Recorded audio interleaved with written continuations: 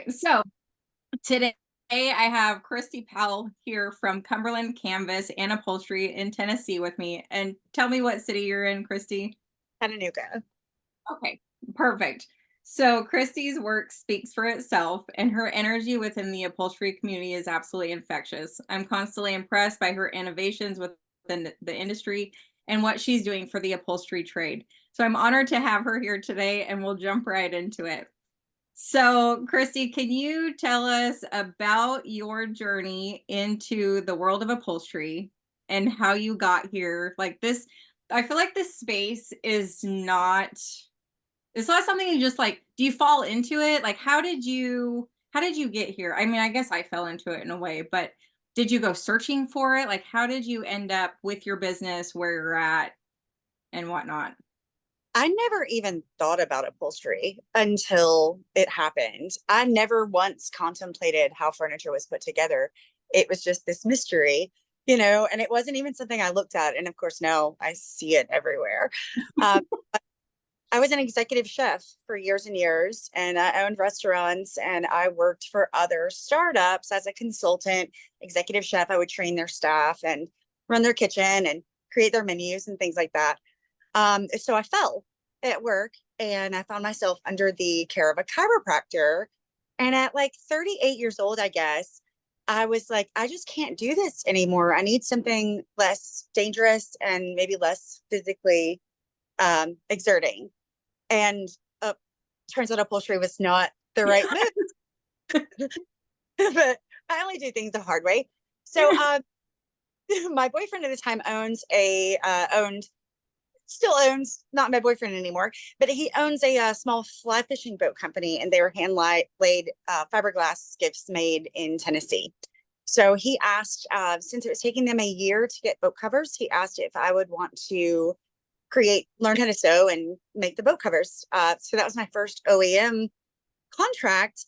And I told him he was crazy. I was like, I don't even know how to sew, So we bought an industrial machine. I quit my job. We built out some tables in a metal building we had on our property, and I had to learn from, from square one. I didn't have a mentor. I had videos on SailRite, and I had to learn everything from what a bobbin does to, what kind of scissors to use. And I learned what the word pneumatic meant that year. Oh And my so gosh, that's awesome. that was a little over 6 years ago. And I went from making boat covers for his company to still make those. I've got boxes full of them back here behind me. We make about 60 a year from patterns that I developed in 2018. And someone asked me, I guess about 6 months into that, someone asked me if I could recover his RV couch. And I just said yes. And so it just went from there. Wow. That's Yeah. impressive. Like you just kind of it like the ball just rolled. Like you took the one door and then another one opened and then you just kind of like you took off with it. Like did you have a vision as to where you wanted it to go, or was it just this is what we're doing now? And then it just kind of went?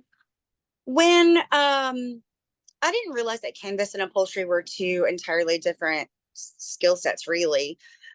So again, my boyfriend at the time, such an influence on me, said, "Well, why don't you start doing upholstery too?" And I remember thinking, because I don't know how, how do you even learn that? So I tried to call some old school upholsterers in my city, and of course, nobody called me back, and we now know why. Yeah. Yeah.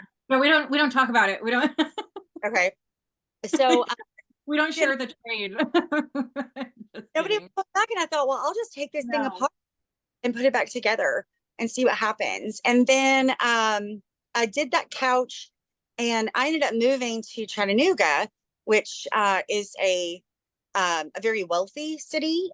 We have two different mountains that people live on with just a lot of old money to spend. So when I moved here, I knew that I wanted to be not competitive with the other shops that were in town, but to build a brand that was more valuable, more artistic, more customer service oriented, and where I could work with designers and designer pieces and heirloom and vintage pieces. and not just kind of fighting for scraps.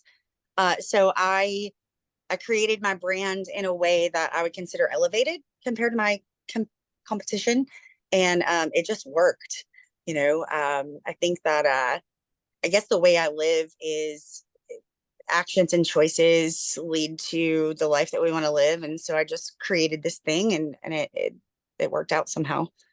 That's amazing. So you just ran with it. So you moved to Chattanooga, and then so how did you go from there? Like how did you start to get the word out and market yourself and like get client, was it just word of mouth or did you use the internet? Like how did you go about it? At the very beginning of moving here, the pandemic started. So we could only network online. I was actually looking for building spaces and you couldn't meet people in person and it was hard to, you remember, do anything. Yeah. Um, so I used local business networking groups. And I joined all of the ones that I could. And anytime somebody would ask about upholstery, I would recommend myself. I would direct message these people immediately. And I started adding friends that were other upholsterers and that were seamstresses and there were artists and there were entrepreneurs. And over the years, some of those I've been friends with going on 4 years now. We've never met, but they recommend me for upholstery because they've seen all of my work online over all of these years. That's So awesome. faking it till you make it, like, okay, Yeah. I'm a luxury upholsterer now. And then but I hired people with experience, which we both know it's really hard to find those people. And somehow I found a few. So I learned from them and I learned from videos. And I worked a job cleaning Airbnbs in the morning and I would go to work at night and supported myself that way, just so that I couldn't afford to do my day job anymore. It was more valuable for me to do upholstery work. Once I got fast enough that I wasn't taking 3 or 4 times as long as the average person, and when I knew what to charge, and Yeah. um, when I wasn't just bleeding money, not having a clue, and in the beginning I would make things, never make them wrong. And I would have to start completely over, but I never sent anything out of my shop that wasn't, in my opinion, a professional piece. I never have believed in, it's good enough the customer will never notice. I wanted that high end brand to show through in my work from day one, or my plan wasn't going to work. So And it yeah, that's absolutely does. Like you can see it in your work and all your pictures. Like it absolutely, you can see that you do not send out subpar work or low quality work. And I think that really worked for you. Like it came back around. It sounds like you built that brand and not a low quality brand. You built a very high quality brand and it sounds like it all came back around. Like it's, it paid off in the end. and when somebody like the Dwell Hotel, for instance, needed their vintage MCM pieces redone, they called us because of that reputation. Instead of some of the ornery old men that own businesses in town and they're just mean and they're hard to work with and they're hoarders and they'll lose your leather hides and they don't give a fuck. Can You're good. You're fine. I, I kept hearing about these guys and I even would go into their shops and meet them. I think it's sort of disarming to go in and be a woman 30 years younger than them and say, hey, I'm an upholsterer too. What's your name? And they kind of liked me and we refer each other business still. I also, that was another key. I got to know all of them. So when I didn't have a button maker, I could go to Wilson's Upholstery or Stuff It Upholstery and they would let me make buttons and we would, chat. And when they're wondering about if I wanted to take on a certain piece they didn't want, or if they were behind schedule or I was behind schedule, we just share work like that all the time now. And it gave me a little bit of clout. I feel like when I hear about a new upholsterer in Chattanooga, I'm so just like, oh yeah, good luck. They're not going to make it. This is really hard. And but I think that they kind of took me seriously from the beginning. Yeah. So That's yeah, amazing. You jumped in. Like you didn't give them an option to not accept you, which I it's feel like, like yeah, like I feel like in this industry you have to almost be that way. Like, hey, I'm here, and then that way you're in it. Otherwise, like I feel like if you just kind of have like, I don't know, like more of a mousy personality, like you'll get run over in this industry and they'll absolutely take you out. And that's that's just the way it goes. But that was yeah. really smart that you made those connections because I feel like the networking and the connections, it's like almost like a grassroots kind of deal where, it just spreads and you don't even realize how fast it's spreading because of all those connections that you made and then connections and like you said, word of mouth. And then it just takes off and you give them business and they give you business and that Mhm. works out fabulously. But gosh, what a good story. Like the way you just went into it and then did you wake up and you go, "Wow, like how did I get here? Like this is crazy." Day without fail. I'm wrapping a tub chair today in foam. And when I kind of do something naturally, we can go a year without seeing the same Right. steps. Yeah. So I feel like sometimes I'm just learning all over again. But my assistant and I, when we get a piece done, we stand back and we look at it and we're like, look, we did that. How do you even do that? It impresses me every day, Yeah. especially something when I recall it, when I just kind of with ease I can make buttons now, without having to watch another YouTube video on it. Diamond tufting, I did that on my own the other day without watching a funky little chair tutorial.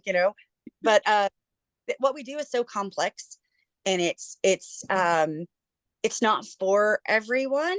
I think 5% they say of people really have spatial reasoning skills so that they can look at something in two dimensions and put it together in three, if that makes Yeah. sense. Yeah. Their won't allow them to do that. That's why so many people use the old patterns, because they can't conceive of how to make a new pattern. I think that if you can excel with that part of your brain, it gets stronger and you get a little bit better. And as you learn the tips and the tools and all the secrets, especially like from our networking group, I've learned a million things from those people. Um, the faster you get, the more money you can kind of command, Right. and we'll hear about you. So Yeah, I completely agree with everything you just said. Like it's well, one speed. Like you could spend 1,000 years on one piece just picking at it. And then and then the spatial awareness. Like you're right. A lot of people they can't see it. Even mhm, customers, I'm sure you have customers where you can see it in your head and you're trying to explain it to a customer and they have no idea. Like they can't see it. They don't have a vision for it. So, yeah. like, they trust you to just run with it, and then, it turns out fabulously.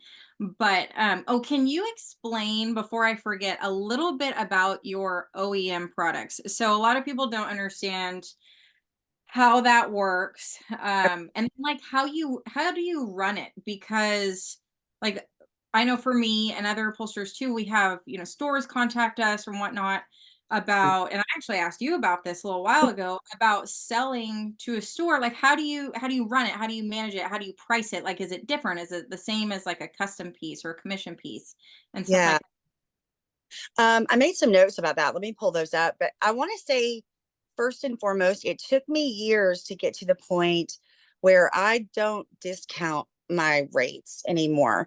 I have to make what I have to make on a daily basis. I had weeks where I was, broke at the end of the week after working 80 hours because I'd priced something wrong.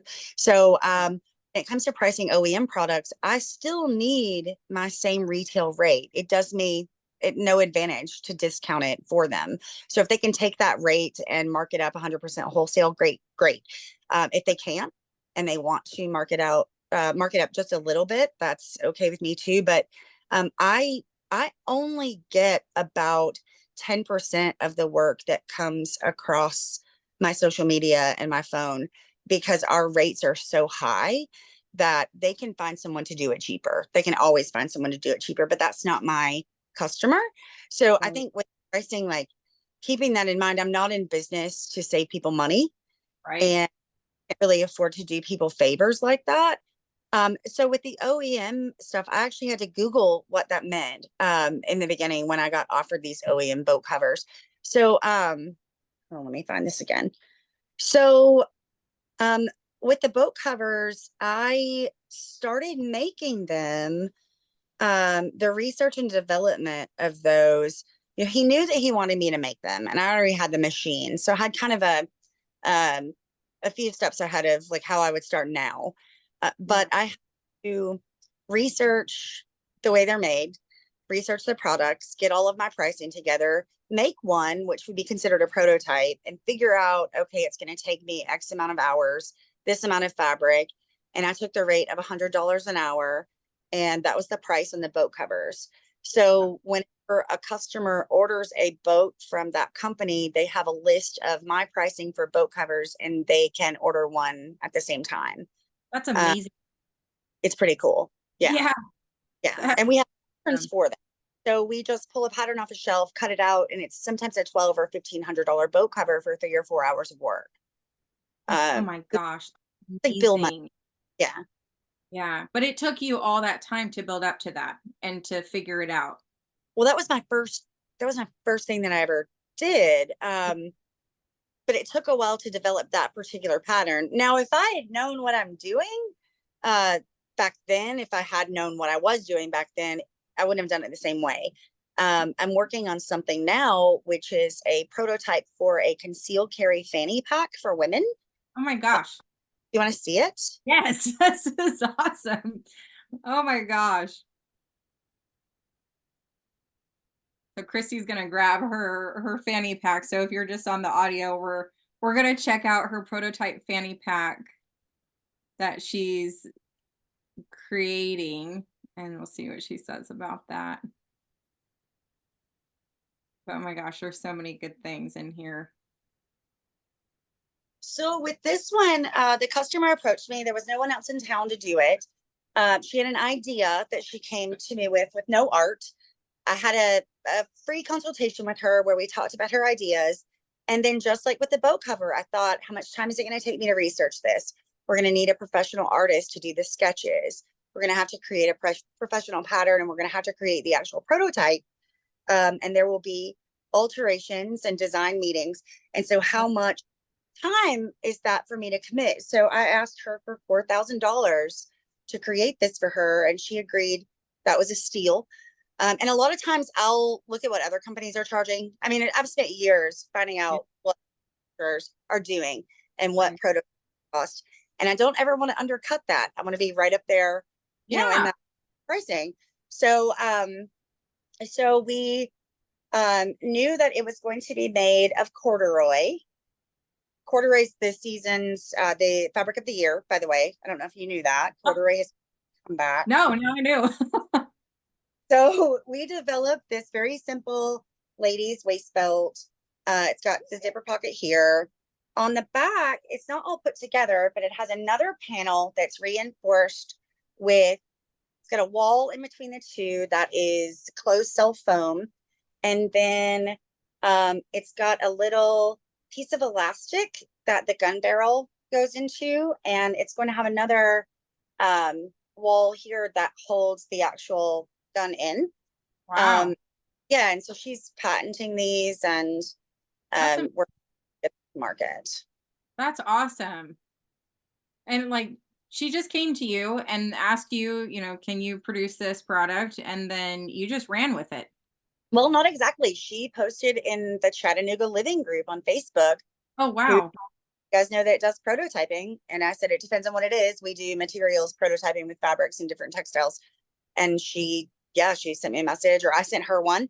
I get customers that way too. Like, you might Yeah. have 5 or businesses that respond to the comments or that are recommended by someone else, but I'm the one that's going to add them as a friend, send them a Yeah. direct immediately. And even if we don't get the job, they remember me later on. That's And that amazing. a lot come back like that. I mean, people that I talked to 3 or 4 years ago about something entirely different, and maybe they had somebody else make it, or maybe they just decided it was too expensive. They've come back to me for something that they need because they remember me and they still see me on their Facebook feed.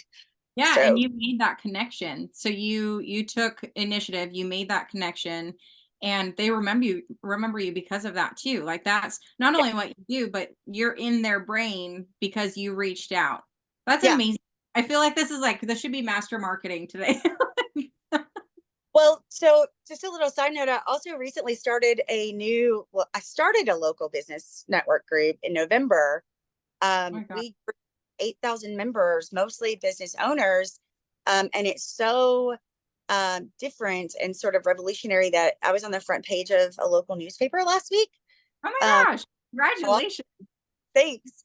So now in that group, I get to approve the posts of people looking for upholsterers.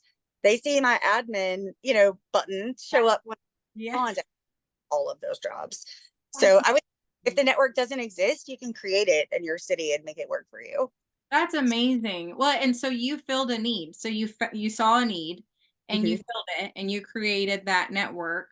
And it's kind of like, I don't want to say it's like what I do because it's absolutely not, but I kind of saw a need in this upholstery community, in the Western upholstery community, like design and stuff. And there was nobody talking about it. There was nobody talking about how to do Western designs and leather. And it was all very hush hush. Like, I mean, you know how it can be hush hush and people don't want to share and things like that. So it was kind of this, yes, yes. So Yeah. it was kind of the same deal. But that's amazing. Like, it's similar, but at the same time, not. But the way you created that, and how do you make time for that in addition? You sound so busy. I mean, like, Yeah.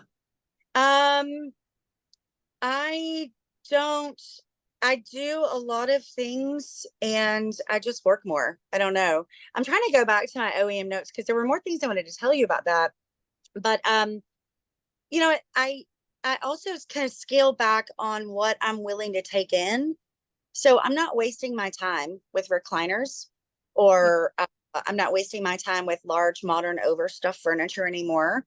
I only take in heirloom, vintage, antique, or designer furniture or small projects with less heavy lifting and less physical labor and quicker turnover, quicker return on investment. Um, nice. I started a second company a couple of years into this, and I called it the Chattanooga Cushion Company.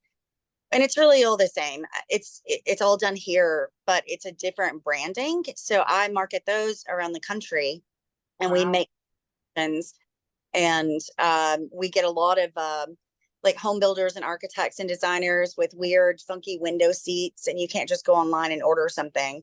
And so I make templates and send out templates for people to make themselves, and you know, so I guess with time to do all these things, I make more money than I used to, and it gives me a little more freedom to learn what's working and what's not, and to start the things that are going to help me overall kind of develop, the big picture. I don't know if I really answered the question, but um, I, Yeah, I no, that's I also live alone and my kids are grown. So if I wake up at 2:30 in the morning and I'm wide awake, I do some work. And when it comes to the Facebook stuff, instead of watching TV or just scrolling endlessly, I'm marketing and I'm just very visible. I think just since I started this group online, I have like 1,200 new followers on my personal page. oh my Um, gosh. and just a quick marketing trick: if you're posting stuff only on your business page, and you're not then transferring that to your personal page, almost no one is seeing it. So Yeah. anytime I on the business page, I let people follow me and I add friends all the time so that when I'm posting my personal page, more people actually see it. And every time I do, I get calls, That's so, that they yeah. like, yeah. Yeah, and so you have, and a lot of people don't know this, but you have your profile so people can follow you, right? And so they, instead of, they don't have to be your friend necessarily to see your content, right? Is that what you're saying? Right. Okay. Yeah. I did that. I made sure about, I guess, 10 years ago, I went back through my Facebook and I really curated it for marketing and for building a business. I was doing executive chef consulting then, and I just wanted to get everything that was kind of back in the day, we used Facebook in a different way, so I wanted to get anything that was controversial, anything that was just ridiculous. I wanted to clean my page up of all of that so that potential clients would see, what I wanted them to see. And Yeah. so then a few years back, I started using professional mode. And I think that's when it changed so that I could have followers and friends Yeah. completely public so anybody can find it. So that when I'm in these networking groups and people recommend me, I want them to be able to go on my page and see my work. And it's all right there. So, Yeah. yeah. So they don't have to look at the page, but then your page is connected. So you have your page connected to your profile. So Right. it's all linked together, because I see so many people's profiles where, like on these social media networking pages, or like what would you call, like the buy and sell groups and whatnot. You go to Mhm. click on someone's profile and it doesn't say what their business is, but they say they're doing a business. But then it's like, you want to stalk somebody and see exactly what it is they do or what they're about. But Yeah. yours is crazy because it's like, it's like a web, which is amazing because it's so easy to find everything. Like you make it so easy for somebody to give you their business. Like, here, Cristy, take my money because Yeah. you're everywhere, and I think it's absolutely amazing. And a lot of people are not like that, especially online. Or like the what would you call it, like old school upholsterers where they put their ad in the phone book, and now it's a totally different world, and they're like, well, I don't want people to see me online, I don't want them to know what I do. But that's where a lot of the business is now, like that's how everybody finds you now. But so I think what you're doing is absolutely amazing, and you're making it so accessible and so easy for you for people to find you. I think it's just super impressive. So But you're on your oh, also, go ahead. I'm not just posting like a photo on my personal page of something I did. I'm sharing the post from my business page too, so that they're not just saying, oh, she's an upholsterer, and they don't have to look up there where it says what I do for a living. It's linked to my page right there. So you can click on the cushion company, and I post from both companies, which also increases my visibility. And it makes the algorithm think that I'm popular. So they're showing me more places, and I show up in more news feeds, and then engaging with people. Somebody says, like, wow, that piece is amazing. What is it? If you start a dialogue, that's going to pop up in people's news feed, you know? Right. Yeah. And quality conversation. Yeah, and you're so good about it, and especially the way you describe what you've done on pieces. Like you had one cushion that it was, I can't remember how long ago it was, but it was a different shape, like not your just run of the mill square cushion. You had Mm-hmm. made this amazing shape. I think it was for a window seat. Mm-hmm. And the way you described it, it was like you hit all of those key words and people could just easily find it, or if they put it in the search, that's probably going to be one of the ones that pops up. Like it's so impressive to watch the way you're doing things, and how it just like it you can see how it'll just run because it's so methodical, but you make it so simple. Like you don't make it complicated at all.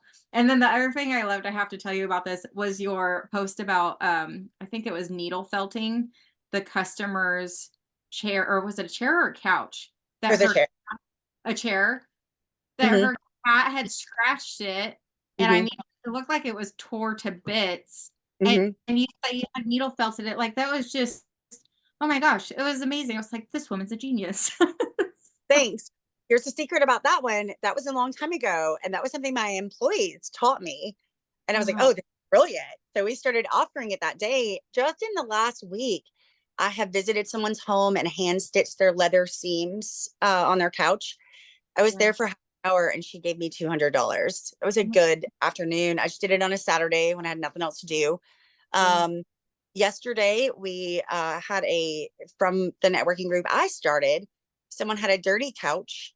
Their labs played in the dirt and just like to sleep on this couch. So it looked brown. And we went out and cleaned it and did all this stain remediation.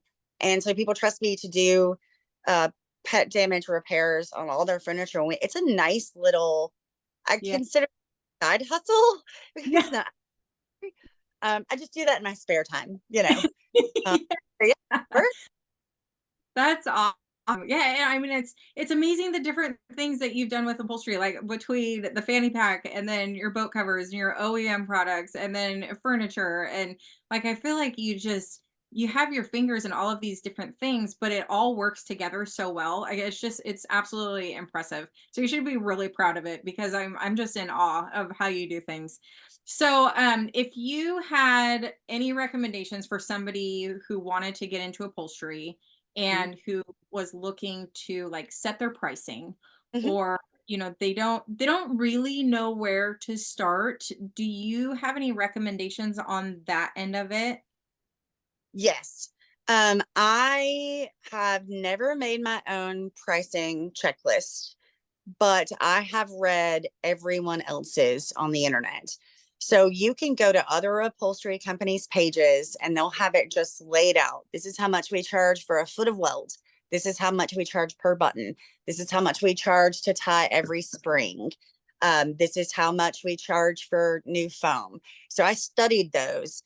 There's a marine fabricators like official guide to pricing marine work where it tells you for every foot of canvas how much time you're going to spend, and then you can take your, I think, $100 to 150 an hour is what we're aiming for, shop Right. rate. really what you're going to bring in. But I used as many pricing guides as I could find. And then I came up with a formula for my cushions. So I take the length, width, and thickness of my cushion, I add those up. And then for a plain cushion with a zipper, I multiply it by 2.5, and that's the cost. If it's a welted cushion, I multiply it by 3. If it's for a boat, I multiply it by 4. If it is an odd shape, I multiply it by 4.5. So the cushions you were talking about were the window seat cushions. They were those odd shapes. I had to go to their house and make a template. So my multiplier was really high on those. There's a lady in my town that will make any box cushion for $50.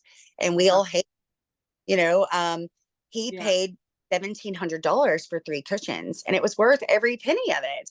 Yeah. And they perfectly the first time, and people trust me to do this. And I've gotten pretty good at it. I think I'm obsessed with box cushions. They're, I think, my superpower if I have one. But I would say to find a formula, and you can, I don't know if these people are allowed in our pro groups yet, if the people you're working with are considered professional, but No, they're really beginners. I mean, some are, but there's a lot of people that they're just starting out, or it's a side hustle right now. yeah, And they're looking to go that direction. There are some that are professionals, but for the most part, they're kind of building their business still. yeah. So they're not quite there yet. Well, so there are other groups that they can join, the Upholsterers Friendly Forum, where it's almost obnoxious how often people ask about pricing on those groups. And you just read through it and you see some that are outrageously high, some that are Yeah. outrageous low, and you find that middle. And you look at the people who are like, these are my prices for years. This is what I've brought my prices now to. This is what we're charging. This is how we do this. And you can see consistently, like, okay, so 350 sounds about right for this. Yeah. What not thinking of? How much material is it going to cost me? Don't forget to add 10% on a job for all of the things you don't think about, like weld, batting, thread, you know. And I have other upholsterers that I'm friends with, and we'll send each other. And this isn't locally because I don't think it's legal to do that locally. It's considered price fixing. Right. Um, but with upholsterers in other cities, we will often, people that you would be surprised even had to ask somebody, we'll send each other photos and go, hey, what would you charge for this? And after years, you get to the point where you just know how long it's going to take you. You've maybe Right. better than me and actually recorded your real time. I have ADD. It always takes me longer to do anything. I Same. don't, I'll switch from this one to that one and do another thing, run some errands and feed the bunnies. So I don't know. I just know that my bills are paid. I know Yeah. that I don't have anything else, and I know that I can pay my staff a livable wage Yeah. and a day job. So, one resource that I just found recently, there's a company called Lulco, Lullco, Lulco Upholstery, just posted an up-to-date modern pricing list for her furniture, and it is dead on. So That's awesome. definitely, and I would not recommend charging lower because you're a beginner. I don't think that's fair to anybody. It's going to take you longer. Charge the correct amount. Don't let it leave your shop until it's done professionally, or don't take it on until you're ready for it. Right. I think that's a great piece of advice. What you just said, like, hits a nail on the head. Because if you start low too, then you have to try to build it up later, and you're biting yourself in the butt, and you're attracting these clients that they want to pay low prices right Mhm. off the bat. And then you have to build a new client base when you raise your prices, or you lose your client base when you raise your prices. And then it's like you have to start all over again. So yes, what you just said, I think you're absolutely correct. Like, either start high and leave it there and send out that quality product, or don't take on that job if you're not ready for it. But yeah, Exactly. the pricing is so, I feel like it's so variable and it's so personal. And I feel Yeah. like a lot of people, they do start low because they don't have that confidence. Mhm. But I mean, yeah, I totally agree with what you're saying. So, when somebody wants to get into upholstery Mhm.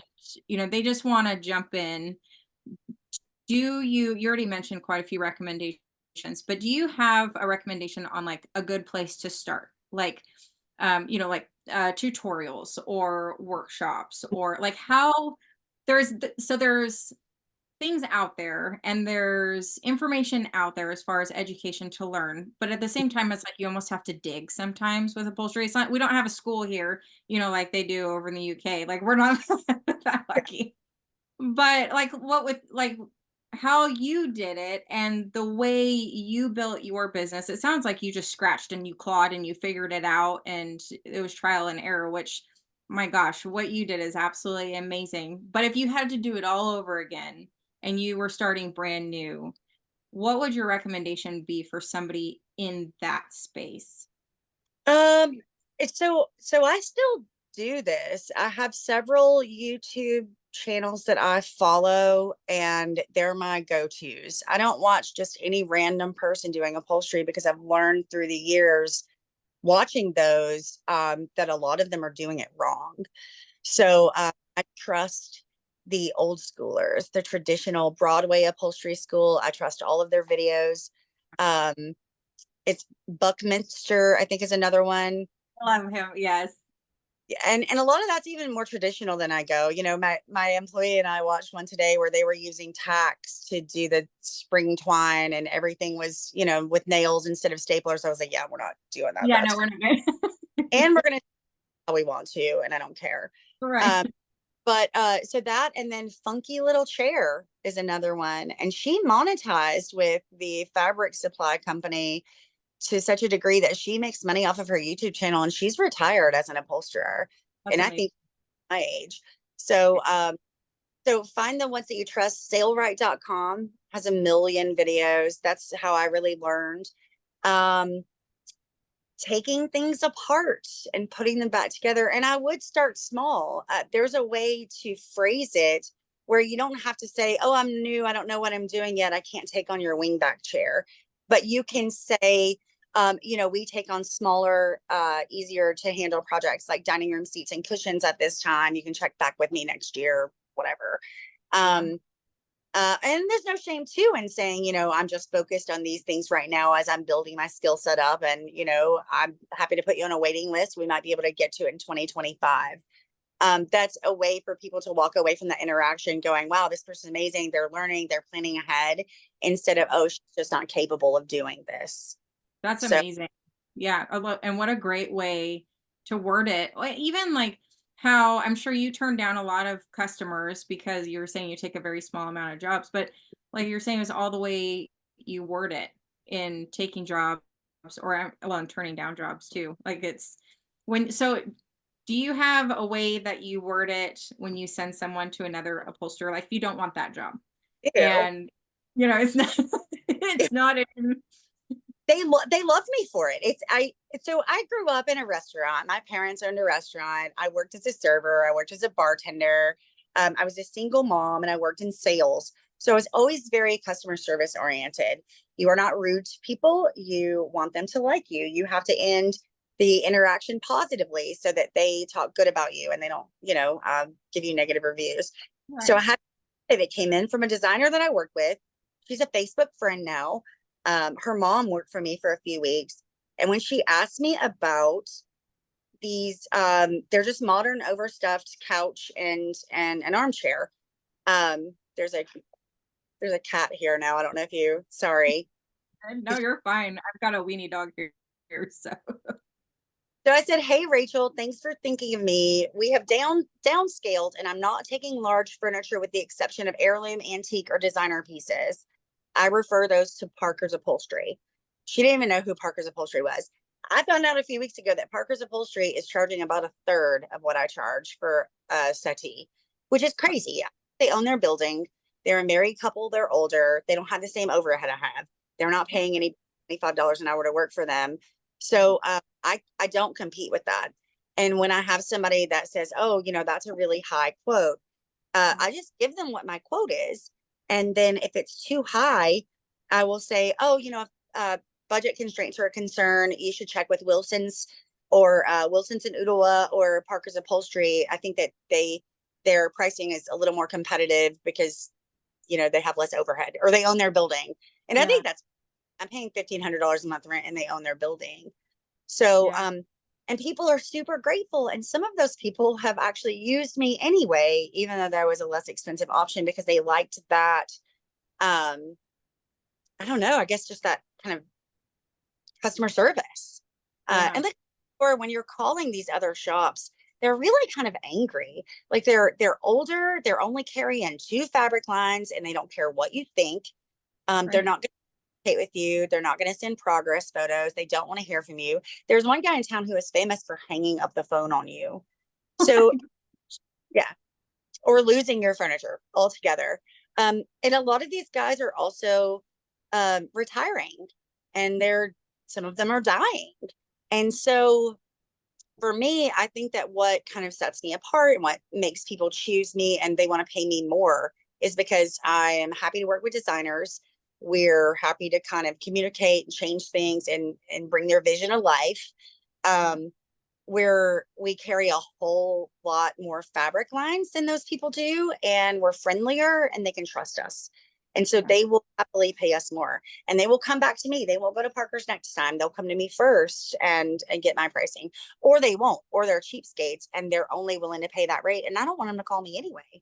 Yeah, you If don't that's want them as a customer. Yeah, yeah, absolutely. Oh, that's amazing. Well, and the way you run it, I mean, it starts to bleed into everything else.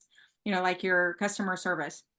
It bleeds into everything else, or the way you care about your pieces. I mean, it's just, yeah, I think that's absolutely amazing. So now, as far as how you run your quotes, do you give them like a full breakdown, or do you just say, here's my labor cost here? Like, how do you break that down for them? so I have never said take me 6 hours, which is $600. I've never ever done that. They don't need to know what my shop rate is. Um, what I will do, because I need to charge more if there is added labor on the project that we didn't anticipate, I need to be able to communicate that with them and then add it to their invoice. So I'm Right. keeping a live invoice going, which starts as an estimate. So my estimates are very itemized, and I can send you one if you want a copy of that to add to your I don't know what you do with these Yeah, videos. if you love to share it. I mean, I post all of mine too. Like, it's like, okay, here, look, like this is what I post, and I line itemize mine too. Yeah. Yeah. Oh, so it's labor may be $1,800. We believe that we're going to need 10 yards of fabric. I'm Right. estimating your fabric is going to be $68 a yard, or between 60 and 80, depending, or I tell them, fabric's going to be a big variable, but it may be $300 to $600. However, that adds up. If it needs new foam, I'm pricing foam 100% markup plus 50% more for the labor on it. So I'll have the foam. Maybe I'll have foam plus, it's like a materials plus labor. So that's all kind of wrapped into one item. I let them know per button what each button is going to charge. And I think we're charging $5 per button now to make the buttons, to tie the buttons. Whenever there are springs, I'll make an item for that, where it's spring tying, $15 per spring. So I break it down so that they they get a thorough scope of work. It's not just an invoice that says we'll have your chair back to you in 3 months and this is your price. So they have a little bit more knowledge of and almost control over kind of how it's going, because if they don't want new foam, we can work together and figure that out, so they can kind of customize it, I guess, and we can customize it together. So that way too, I used to just send an invoice for what I thought it was going to be. And when it came time to retie springs and all of that, I had no way to go back and charge them more. I did not feel comfortable making a phone call and saying, your springs are broken and we need to order them. So I would just eat that cost. And Oh, over yeah. and that got very expensive. So over time, I've kept that live invoice going, so that if we need something else, I'll just send them a text and say, hey, we're going to need to replace the cotton on this. That's $60. Let me know what you think. And Yeah. then we just add it in. So we're not Oh, losing anything. yeah, because Or I know a lot of people. Oh, go ahead. Sorry. no, just frame repairs will sneak up Oh, on you. oh, Talks yeah, about you're spending 2 hours on that. So yeah. yeah. Oh, 100%. Well, and there's people that they'll just do their labor or total cost. Hmm. And that's it. Like you were saying, you can't add those things. If you have this is your total cost, then it's like you need to add more things. It's like, okay, well, how do you go about that? Like you were saying, frame repairs, or like I do refinishing too. So then, you add that in. And oh, speaking of which, when you give an estimate, do you do like worst case scenario, like on your antiques? Like, do you go, okay, well, if we need springs retied and new webbing or whatnot, do you add that in on your estimate, or do you just write it in and be like, hey, we might need to do this. This is what it could potentially be. So I start my quotes with photographs because I don't want to eat up all of my time having people bring their furniture in or going to see them. I think I did that wrong in the beginning too, where I wanted to look at every piece of furniture, go talk to them. But I learned that a lot of people, once they find out what the cost of reupholstery is, they're not going to do it anyway. So I was just spinning my wheels with all of these things. So Yeah. first the photo, and I do, unless I know the customer and they know my pricing, I want to see the pictures first. So I will send a range. If I get an antique settee, I mean, you can kind of tell from the photo, like something's going on in there. Right, So right. if we're just replacing the fabric and replacing this nail head, and if you're using, you got a price different for a pattern versus a solid. Learn that the hard way too. We charge 25% more minimum. Yeah. Um, so I'll tell them something like, if the frame and foam do not need work, it's going to be this. If we do a full strip down, it could go all the way up to this. And those are wildly different numbers. And almost immediately if that person A can afford it, Mhm. B, if they're serious in moving forward. And then that's when you get into really estimating it. They've got their range. Now Yeah. you're going to make, you might send them some links to look at fabrics in the meantime, which I also always do. I get them active in that process so they know what lines of fabric I'm carrying before they get the piece in. That way, if they're checking with my competitors, they're not getting that service from those people. And those people are also saying, oh, bring it in. We have to look at it in person. I want to kind of make it a little easier for them. Yeah. So yeah, come in and they have their range. I don't know until I see it. And then we kind of nail down the details. In person, we'll go over, okay, yeah, we are going to have to do these springs, or no, we're not. And I'll go ahead and send you the final quote tonight. Yeah. And, unless something drastically is different than we think it's going to be, that'll be pretty solid. We might need to buy a few things here and there. And that's when I make those little updates. But yeah, I think that's it, just the range. And then when you get them in person, you kind of know the whole story. So Yeah. No, I yeah. think it's an amazing way to do it. And then you have that ballpark, and like you say, you kind of dwindle down on whether it's going to work out for them, if they're going to be a client, if they're not going to be a client. And I really like that you hit on the small percentage of jobs that you actually take, because there are upholsterers who will take 95% of the quotes they send out. And I think that's absolutely insane. Like, they're working themselves to death Mhm. and they're taking all these jobs instead of charging more and taking less jobs. So I always think it's interesting when I talk to other upholsterers and they throw out that percentage. I take only 10% of the jobs or 30% of the jobs I quote. And then it's just really interesting to hear. And it kind of gives you an idea of like where pricing's at, Mhm. because some are, like you said, really low, and then some are really high, and then there's that middle ground too. Mhm. So when you send out a quote and then they accept the job, do you require a deposit and then go from there? And then how Yeah. do you run it that way? Um, so I do that a few different ways. I always require 60% in advance. I used to do 50% plus all of the materials in advance. Mm, That got so complicated. So 60% works out for me. If perfect. someone doesn't pay you a deposit and something goes on in their life, they might abandon that piece of furniture. I've seen it happen before. I've only ever had one thing abandoned that I didn't get a dime on. And it was a box cushion. And if I never had to see that lady again in my life, I would be grateful for that. She was awesome. Oh, And no. so it came down to the zipper was supposed to be on the short side, and I remade the whole thing. And then she was ready to pick it up last minute, but I wasn't in. And so I fired her, and she never came to get her cushion, never paid me. I've had another one that paid her deposit. We finished the piece, and then she never paid the remaining $800. Oh my gosh. So I ended up giving that away. So you kind of learn those things the hard way. There's really not a whole lot you can do to get your money at the end if the project is completed. Like, you're just going to eat the Yeah. cost of, but at least you haven't paid for all the materials, and maybe you're not going to lose money.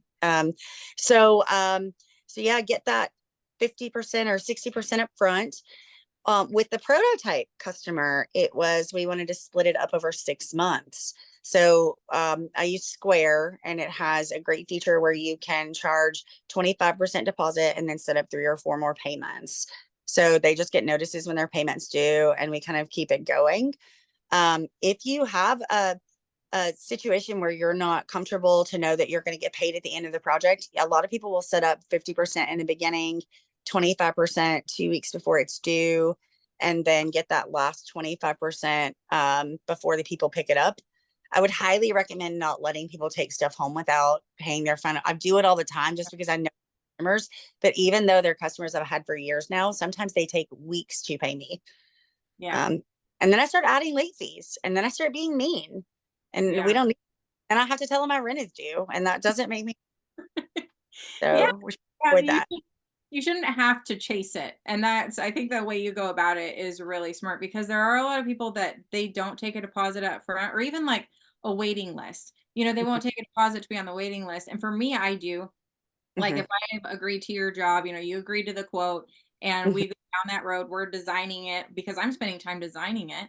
mhm. We go down that road, but a lot of people, they won't take a deposit, and then they spend all that time. And then, like you said, people will abandon their project or their piece. And then you're like, okay, well, how many hours did we have into just picking out fabric, or, just going down that road? So, yeah, Yeah. I think that's absolutely a good way to do it. And I never thought about the 25% after, and then the rest, the remainder before they picked it up. That's really smart too, because then it's not this huge chunk, especially if you're doing bigger jobs. Because, like, Mhm. I'm sure some of your jobs are huge, and then it's easier for people to break it up. So that's a really smart way to do it. And it's Um, easier for you too, because if you have a $7,000 project and right. you're waiting at other $3,500 and you've Yeah. got a couple more weeks, I don't know how you're paying your bills. I struggle with that sometimes, and I don't ask people for additional installments, I guess you would call them, unless we've agreed on that. Right. Um, but sometimes I really have to kick myself for that decision. As you're paying your staff, you're paying for materials, you're spending all your time, your bills are becoming due, and you might need to break it up a little bit more. And I don't think people mind that, and it does help them too, in a lot of cases. Yeah, I So, think so. Yeah, I think you're absolutely right. So it's kind of, it helps both sides, because they don't have this huge payment due, and mhm. then we have overhead, and you have people that you're paying and your assistants, and then yeah, absolutely. Instead of just having this huge chunk due at the end, and then if you already paid for the fabric and you already put all this work into it, and then if they're like, oh nope, peace out, like that's not gonna work for me. Yeah. So, yeah, I completely agree. So, as far as, we'll just hit a couple more things and then I'll let you go on here. I kept you over already. But as far as like the misconceptions people have about upholstery, you already touched on some of them, like with cost. For me, like that's a huge one. Cost, time, the amount of time it takes, or Yeah. they don't know what goes into a job. Are there any misconceptions that you've run into on your end, like quality of antiques versus, new furniture, or anything like that that you would want to touch on? Well, one thing that kind of jumps out is thinking that just because something is already established as maybe done in a traditional way or the normal way or the way everybody's doing it, this is an art form. This is one of the original industrial arts. Just because something's always been done a certain way doesn't mean that that's the way you have to do it. So to think outside of the box, once you have the right tools and you have the right concepts, get creative, and try to think of different ways that may be easier to do something, or that might be more artistic, or that might save you some time. Um, I think that a lot of people get stuck in, like, especially taking apart the old pattern and using the old pattern. It's not the Yeah. best way to do it. Your work is going to be better if you remember that you're in a creative field versus one that has a list of rules that you have to follow. So I'd say that. Um, I think that continuing to learn, I hate having to sit down and watch a YouTube video on something now because I haven't ever done it before. Yeah. But I get pieces in that I have never done before and I don't know how to do it yet. And I feel like that's a waste of my time. And just this morning, I was thinking I need to fall back in love with these videos and spend a lot of time just watching what other people are doing, how they're Yeah. doing, learn maybe why I've been doing something a certain way that I didn't know, or a new tool I didn't know about. Um, Yeah. and I think that, standing by your pricing, understanding why these things cost so much, not undercutting your competition and charging a fair rate so that you're not working for nothing. You hear stories about people's mothers who did a whole sofa for $75 and she died with $60 in the bank. That's one of our professional group members. These people die poor in their upholstery shops because there used to be one on every corner and they're Yeah. just with the old traditional ways. Supply and demand is in our favor.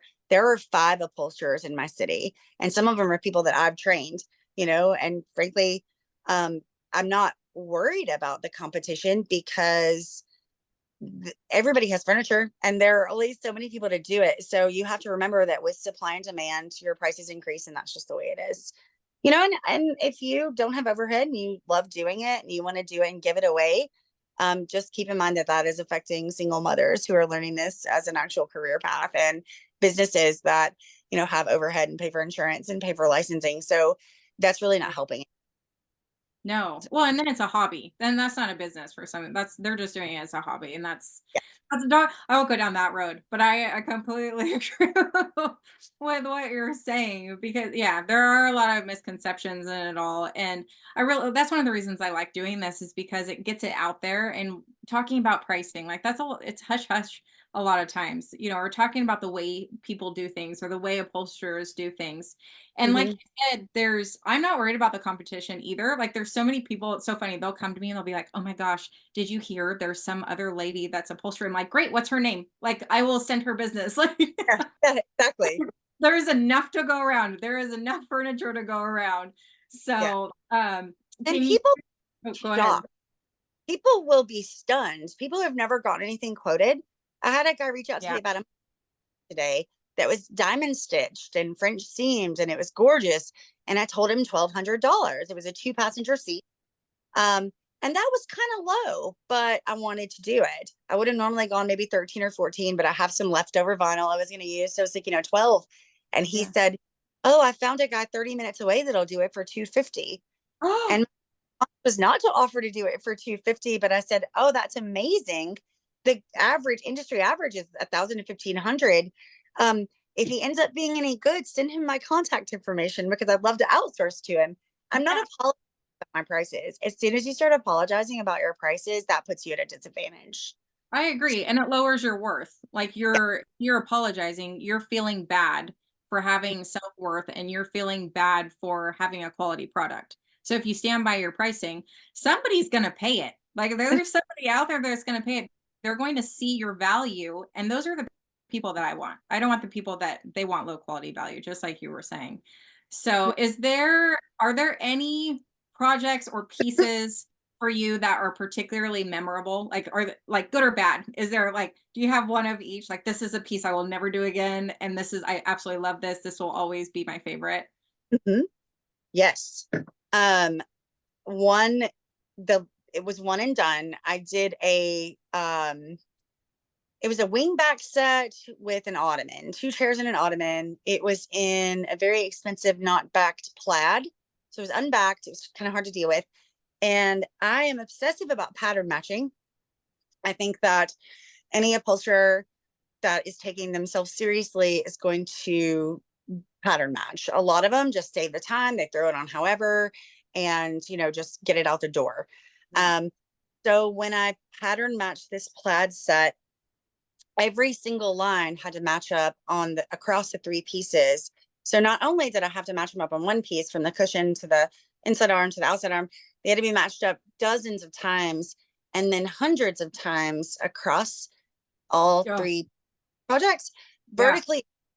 Oh my God. Um, and it took me 3 months of every day working on it. And the customers kind of become a friend of mine over the years. And um, when it was over, she tipped me $500. That's another thing. Don't be afraid to show the customers the details about what you've done. Like, look at this pattern match, look at these nail head. Sometimes they'll appreciate that quality of work so much and they know how much you put into it and they understand it now. So they'll give you some extra money.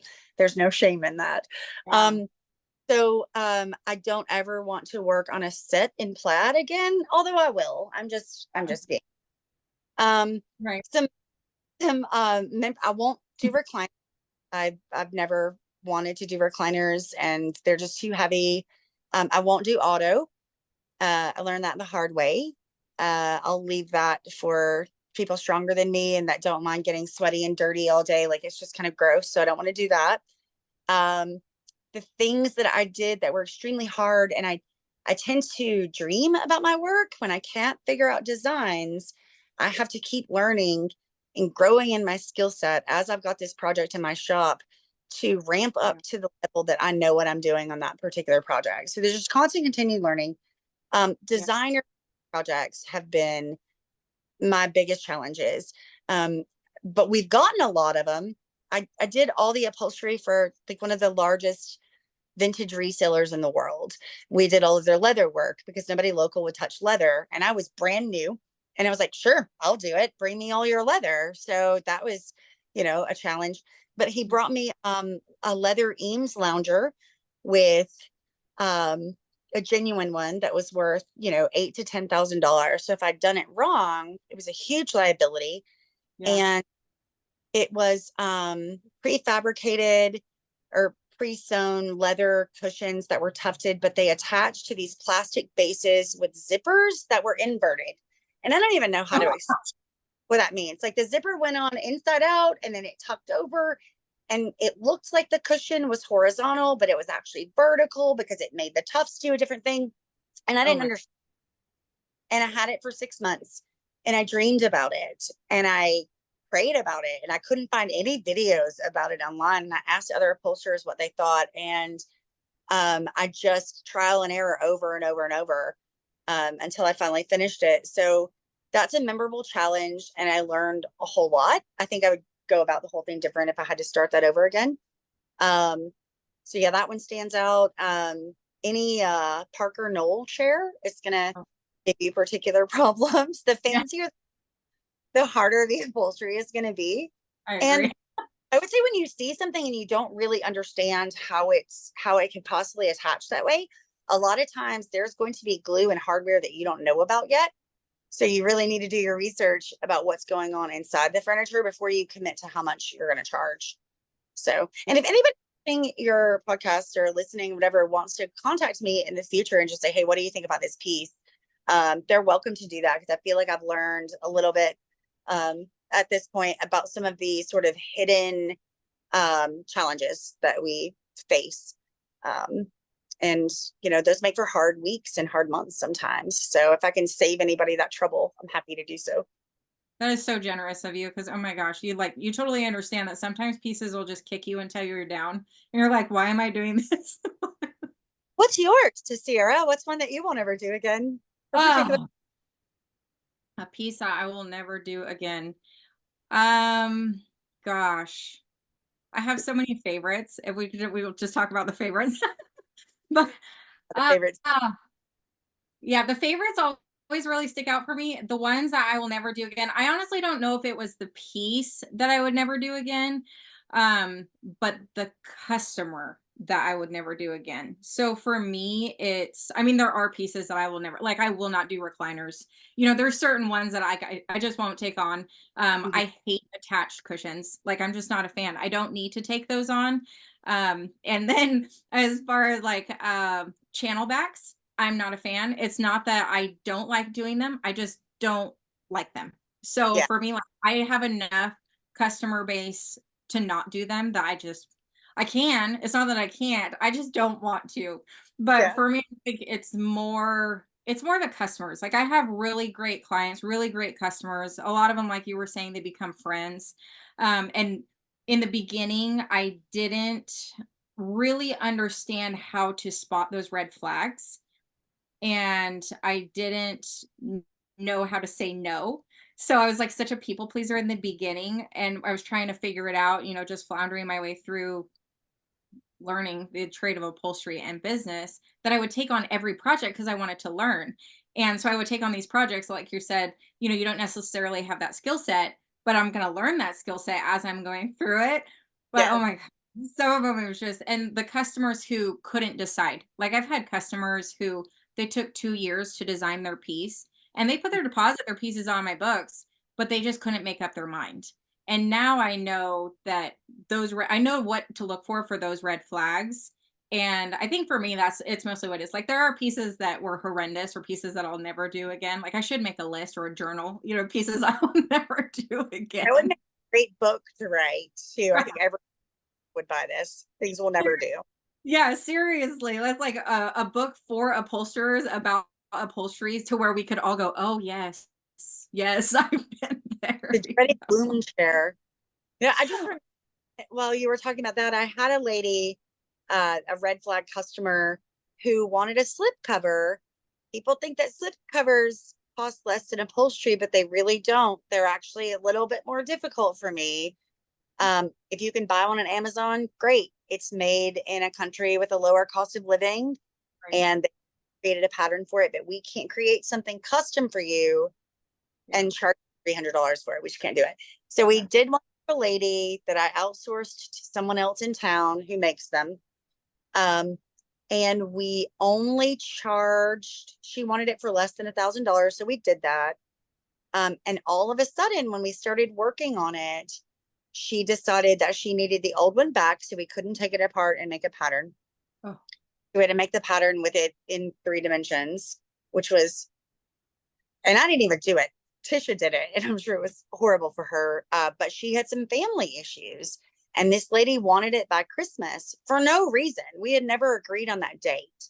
So people who want things for less than their worth, people who can't comply with simple things like we need the couch to be able to make the slipcover, or we need to be able to take this apart.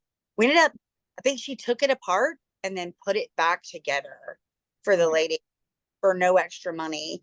And this lady called my phone and texted me every day Oh, um, for maybe a month. And so, yeah, in fact, and she doesn't know this, but if she ever called me again, I would refuse to do work for her. It's just life yeah. is too short. But what other industry have we ever been in where you just don't take on customers? I've never heard of that before. I didn't know that was a thing. Right. Yeah, we have that power. And again, it's supply and demand. Yeah. Oh, no, I totally agree. I mean, it's get the customers who give you trouble, they make you question. You're like, "Oh my gosh, why am I here?" But then, you have those amazing customers that they make it totally worth it. Like you're saying, the ones that really appreciate it or they tip or, they're into it and they see the value in what we're doing. I almost feel like we're doctors, like furniture doctors, because how many times do you tear something apart and you're like, "Oh, we have to reassess this diagnosis." Like we have to Yeah. how are we going to approach this surgery? Like this Yeah. is Yeah. but Go. Yeah. Driving me crazy. yeah. But yeah, I mean there's so many stories I'm sure you have. I think the one story that I was telling some of my students was this was about sending a piece out that has not been paid for yet. Like, if you Mhm. know somebody, I totally agree. I've sent a piece home, they pay me later, it's no big deal. There was one gal who I had done business with before, and she owns a huge company in Texas. Like I think it's some electric company, huge company in Texas. So I had finished her piece. She had paid for it, no big deal. She was waiting for it to be shipped down. And I was on a time crunch. I had to ship it this certain day. So I went to go ship it. Well, she hadn't paid her invoice yet for the shipping, just for the shipping. Shipping was like $700 or something. It was something ridiculous. So Mhm. I go to send it out. I send it out, no big deal. It's on the freight truck. It's on freight for like 3 days. It's almost down to her. I can't get a hold of her. She is reading all of my messages, but she is not responding. Can't get a hold of her. So I call the freight company and I had them hold the shipment and it was like halfway down. So then I'm trying to get a hold of her, still can't get a hold of her. She's still reading all my messages. Nothing's happening. So I let her know, hey, I'm just letting you know it's held at this terminal. And if I don't hear from you, a couple hours, I'm going to end up sending it back. So I was like, okay, this is a huge pain. Like, I don't want to deal with this. And it's on me Yeah. being trustful, and dumb. And so I end up, I knew what company she had for her company, or who her company was. I called her secretary. I didn't know this was her secretary. She was in a meeting. They tracked her down through the company channels and ended up getting her card to pay for her shipping charges to go down. Okay. She didn't even see this piece. It went to like some property she has that she goes, like once or twice a year or whatnot. But she asked me not too long ago to do another piece for her, and I was like, nope, absolutely not. Like, I'm sorry. Like, things Mm. happen, and it was on me, instead of holding it and saying, okay, well, it's not going to go out until 2 weeks from now because, this didn't work out as far as payment and then transport goes. Like, I just wanted it out of here. I was short on space. I was going to town to the terminal. It was like the unfortunate series of events. And now it's just, that's one of those things I was like, nope, I will never do again. Absolutely not. So, I just yeah. remember local coffee shop um owners. I delivered his cushions. We made the mistake of making these 12-foot cushions without the foam and taking them over and installing on site while they were closed and just praying that they would fit properly the first time. Well, they didn't. So to Oh, bring them, show them, and he still owed me somewhere over $800 for weeks, and he just did not respond at all. So finally, I realized on his invoice that he had saved his credit card for future use. I don't know if this was illegal or not, but I just processed the payment yeah. myself, and Yeah. I haven't heard from the police yet or anything. But he never messaged me back. Yeah. So what I would have done, because that's a big chunk of money. I'm still paycheck to paycheck, even though I'm charging top dollar. It's not like I'm getting rich off of upholstery. So yeah, people don't.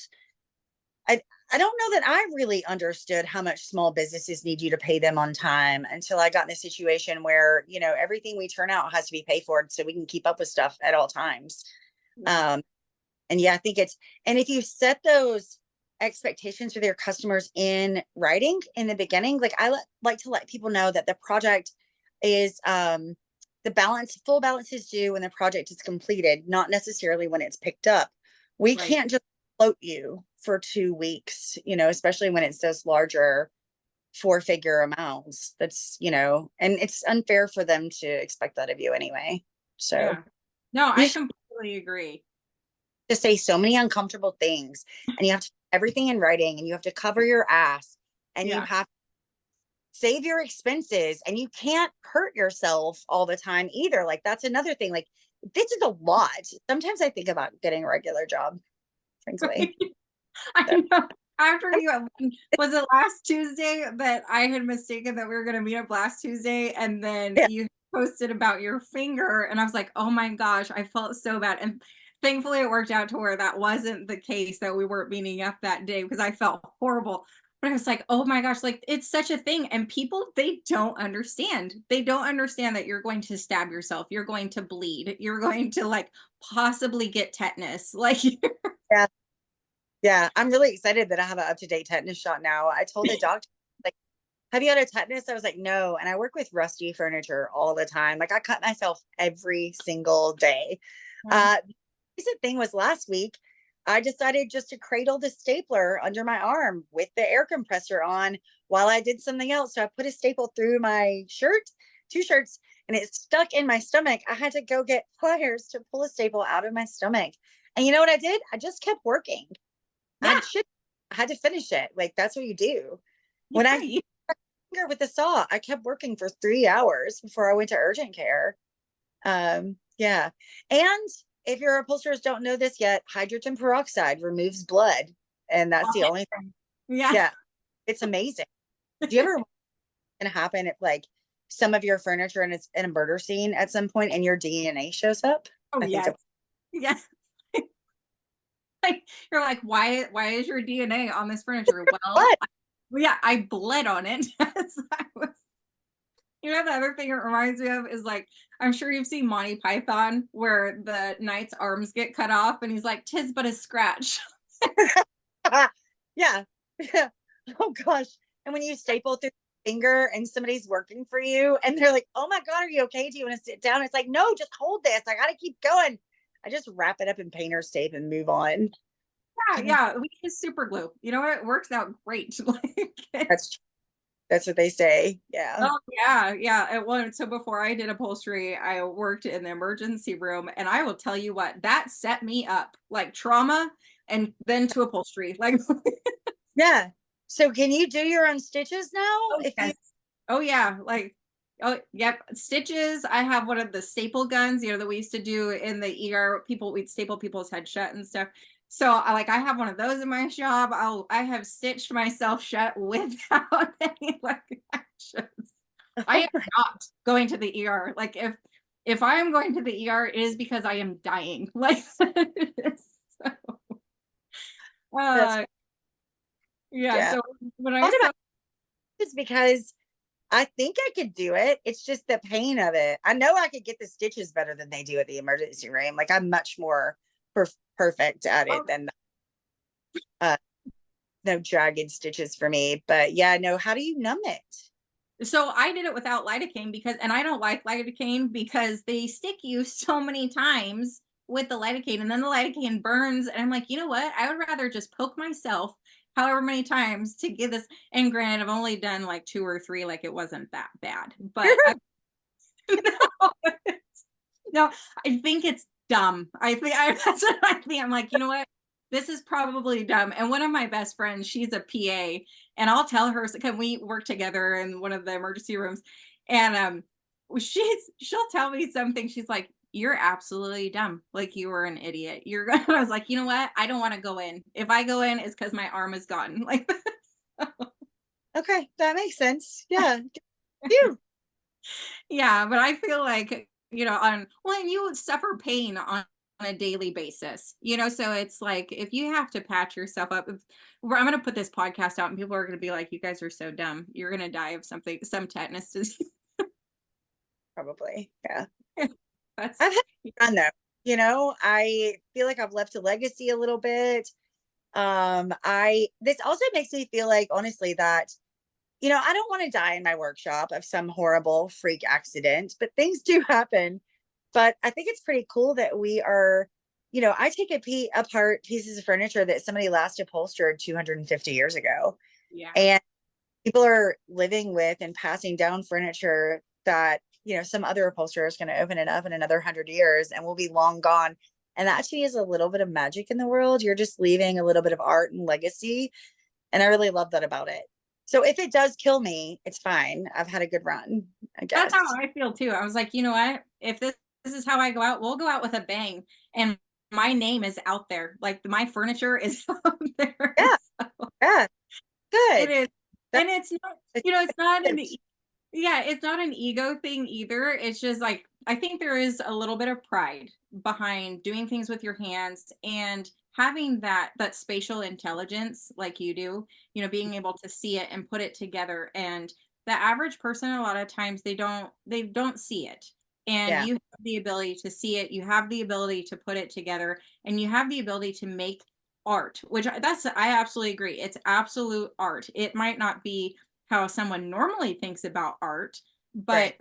the way we think about it and the way we put it together and the way we use our brain and our hands and how we feel about it. Like I'm sure if you don't feel good about a piece and your heart isn't in a piece, it is absolutely torturous. Like like you'll get it done, but it's suffrage through the whole thing. Yeah. And the You're- opposite is true. And we are, as human beings, we are created to contribute something while we're here.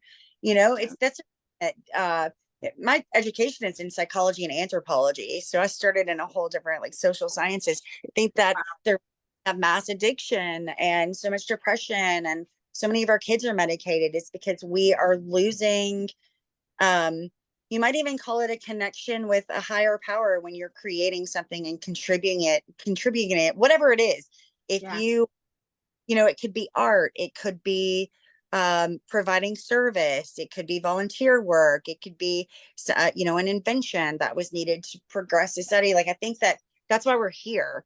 And so when we are working with our hands and we are doing a service for our customers by reupholstering something that belonged to their great grandparents that's been in their basement for 6 years, and we're helping bring something to life for them that's creating, comfort for their family and a place for them to rock their children. Like, that's good for your soul, and it's good for humanity. I don't know, maybe I'm looking into it too much, and I've had No, I don't.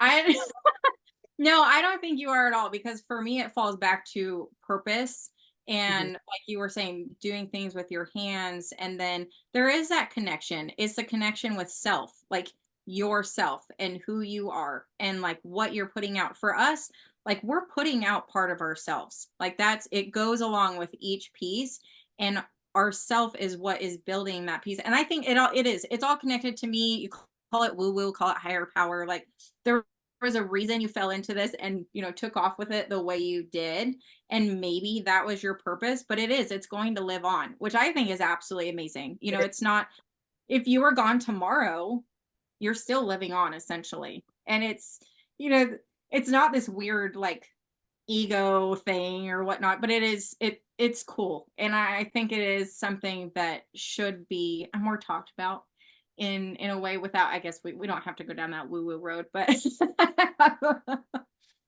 there, for me, there's a lot of woo woo in it, like the way I got here. It's like that should have never happened, but okay, here we are. So Yeah. Yeah, I think, yeah. and two, like, not only are you um creating something to leave when you're gone, but like, I don't know how many customers you've done this with, but I will oftentimes cry with my customers when they come in and they see this restored piece that belonged to their grandmother.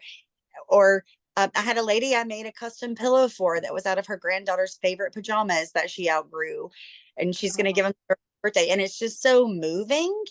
yeah. And I've had a lot of different jobs in my life, and I've had other jobs where I even created things. Nothing that's ever been quite as gratifying Yeah. as we have this great opportunity to use our brains, use art, create these beautiful works that will withstand time. And then also, we're making a living doing that. It's not just like, that's a very special way to live. And as I get older and you have these existential things, so what am I doing with my life? Like, I know now that I'm doing what I want to and need to be doing, and I'm very happy that I made this choice, because a lot of people never, I mean, how many people are willing to take the leap into learning upholstery the way that we did from the ground? It's so, like, so many people are going to give up on it. And I've seen people post just these really sad posts about how they're finally just, they don't think it's going to work out, and they're closing their doors and they're selling it. Well, that's it for them. And then what's next for their life? So I don't know. I just like, this is my life choice, I guess. I wouldn't necessarily even say it's a calling, but I found my thing to Yeah, last. Yeah. I totally agree with you. And there's a lot of soul in it. Like Yeah. there just is in general, but I absolutely agree with you, because for me, I know like this might not be what I was here for, but this is now what I'm here for. Like Yeah. this is it. We're going to run with it. And those people, I agree with you, like feel so bad when they give up, because that is the end. Like then what's next? Then you have to find a new identity, and you have to start all over, instead of just scratching and clawing and figuring it out. And you're already this far into it. If this is what you want to do, then there's a way around it, and there's a way to figure it out. Yeah. But it is, I feel like it's really special that we get to be in this industry, and I feel like it's very unique. It's a very unique industry, and then for you, and I don't know if mine would be too, like it's a unique niche also, like Hmm. what you do, and then like my Western stuff. But um there's so many different avenues that you can go with it, and with upholstery in general, like you were saying, you can go to auto or marine or just antiques or cushions, or like there's so many options. There's some people that they just do window coverings, and that alone is its own deal. I have no interest in that. It looks extremely difficult, and more power to them. But I'm trying to learn how to talk about them now, because it turns out companies like Fabric Cut have workrooms where they make it for you, as long as you just know what it's called. They make it and you get to mark it up 100%. So I'm interested in getting into drapery, but I agree. I don't want to learn that new skill set. That doesn't excite me in any Yeah. way. Yeah. Yeah. I, So, mm-mm. they can have it. Well, and you have enough going on. My gosh, you could just teach people how to market upholstery. Like just you could retire from upholstery. And since I started this networking group, I've actually had people approaching me um, for to manage their brands. I took on a marketing client, a guy who was opening a landscaping company and needed to get online, and he paid me to help him start up his business. So, and that gives me something to do. The other thing about upholstery is you can't get sick. I had the flu for a few weeks out of the winter, and I started to really struggle because I was working on that plaid piece I talked about, and it was taking up so much time. I had no money coming in. There was nothing I could do when I was, feverish. So I was like, well, maybe Yeah. I need another kind of side hustle thing. But and that's another thing about upholstery. You're only going to be able to do it for so many years. Your Yeah. hands are eventually, and you're not going to be able to find experienced people to come work for you. So it's also not something you can really retire from unless you're just very focused on those higher grossing revenue streams like cushions, pillows, things that you can put aside for a rainy day. Because Yeah. this is really, unless you're thinking about it from day one, it's not an easily sellable business. So that's kind of untraditional too. And that's a risk. That's scary. Oh, Uh, 100%. Yeah, like you really do have to think ahead and put into your own retirement or make a plan.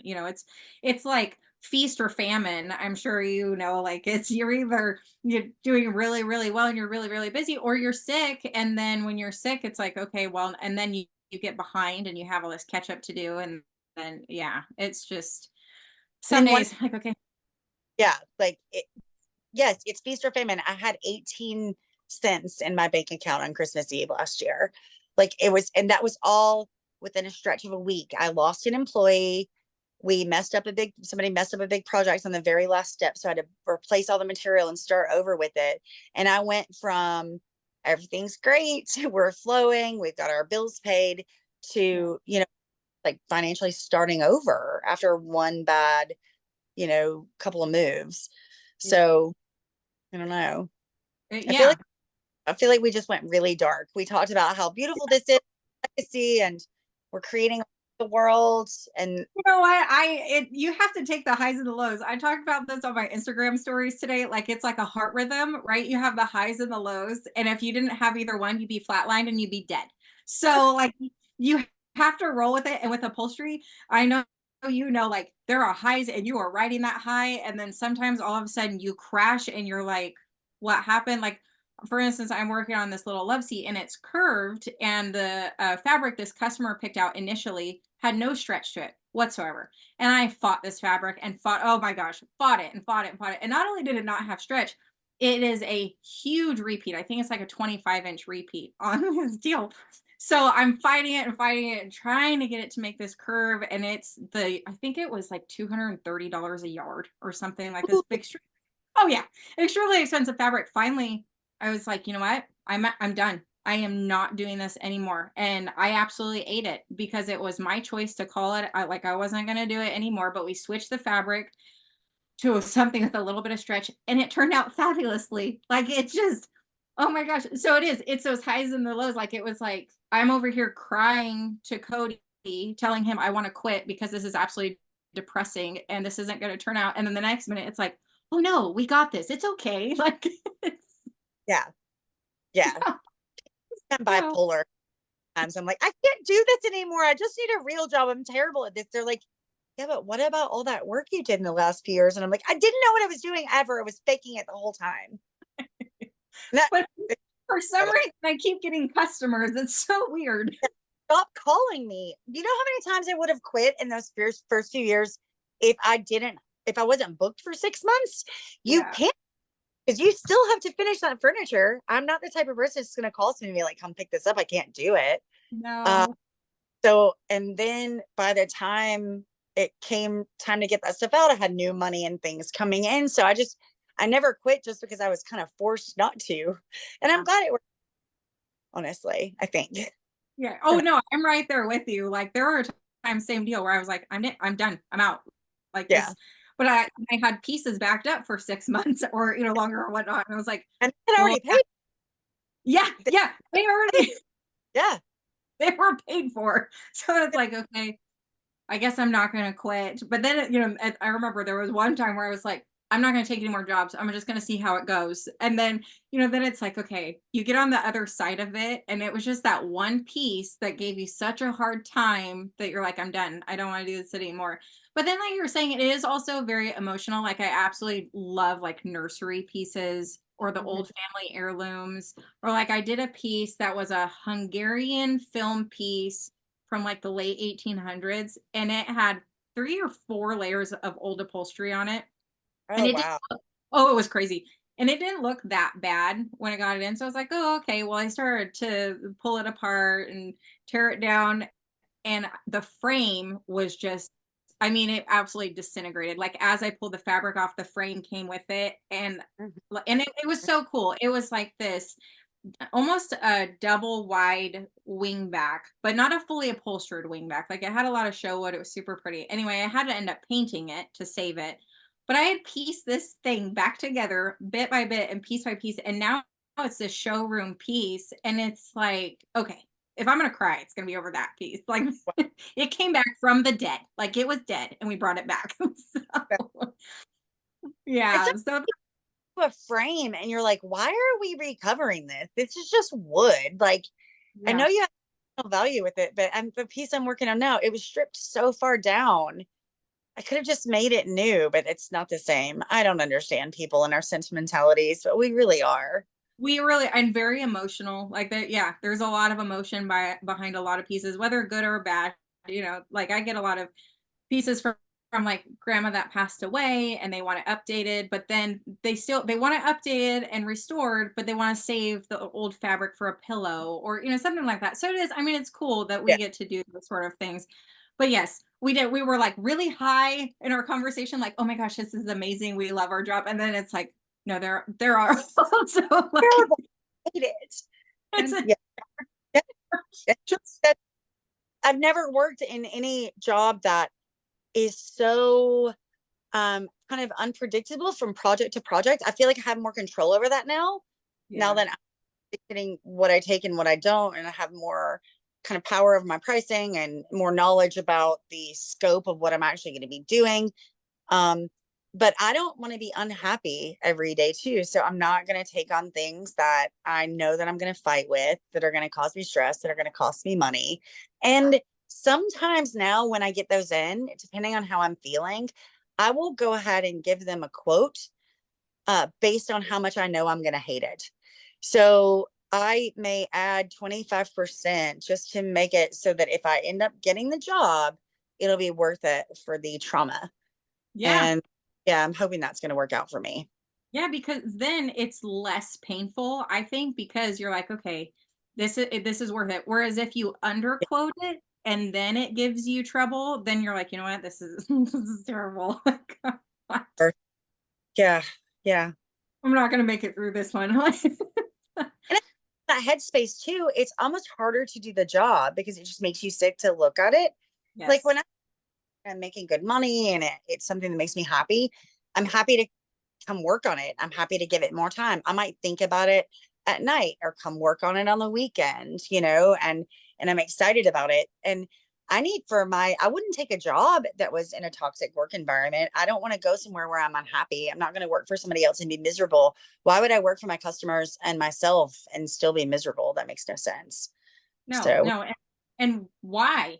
Like you yep. said, we get to create our own reality and we get to create our own life, like how you did with your business. And why would you take on those pieces that just make you want to hate life? Like choose something else. Like go and with upholstery, there's so many different avenues. Pick something else. And like you said, you have a great script to say, no, I'm sorry, I do not take those jobs. Like those are Yeah. not my repertoire. I'm sorry. Like it's And you have to, I think as women, a lot of times too, I'm not sure how many male students you have, but as women, it's hard for us to disappoint people sometimes, yeah. to know or set the boundaries or feel like people aren't going to like us. Or maybe that's just me.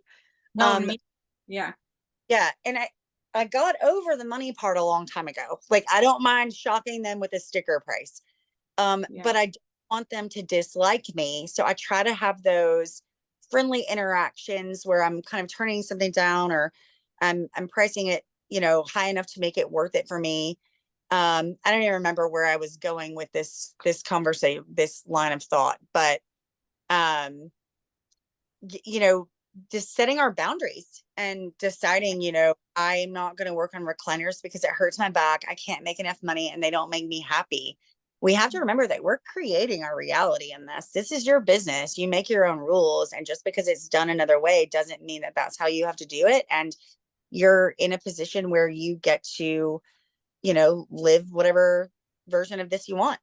Yeah, Uh, I think yeah, it's so true. And you're so right. Like that is, we could just take that line and highlight it because it's 100%. We create our own reality, and it's by accepting these pieces or not accepting them. And you create it and either hate it, you can hate it, or you can absolutely love it.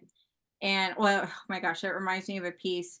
So years ago, this was when I was first starting, same deal, people pleasing, didn't want to disappoint anybody, yeah. wanted to take on all these pieces. So I hate florals. I hate them. I do Western design. Like that is the basis of my business. That is what my students do. Like we are in this cowboy industry and that is what I live. Like it's very different. Yeah. So I had an upholsterer kind of, like how sometimes upholsterers will kind of cross the line and they'll comment on another upholsterer's deal and kind of Yeah. snippy. So I have, I have you?